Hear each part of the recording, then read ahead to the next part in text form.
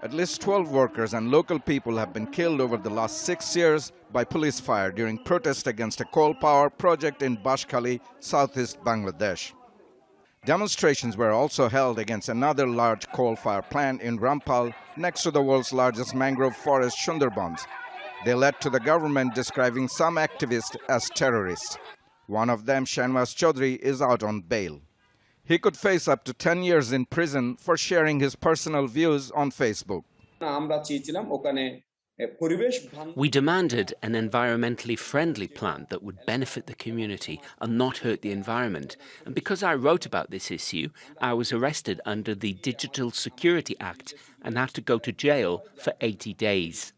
And during his visit to Bangladesh last month, the United Nations Special Rapporteur also called for an end to harassment. Human rights bodies, including the UN, have long said the provision of the Digital Security Act are a concern, as they're broad and ill-defined and have been used to punish those who have criticized the government. Human Rights Watch says authorities use the act to harass and indefinitely detain journalists and others critical of the government.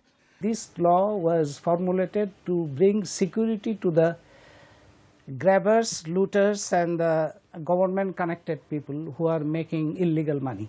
So it is aimed at creating an environment of fear to allow people to destroy environment.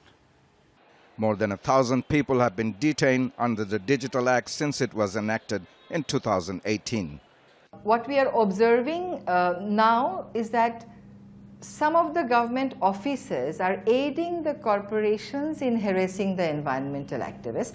We are seeing that the government agencies are also now taking initiative to officially criminalize the environmental defenders. Bangladesh Law Minister Anisul Haq said in a recent interview with Al Jazeera the law would be reviewed and amended.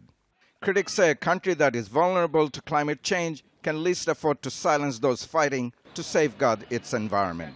Chowdhury, Al Jazeera, Dhaka.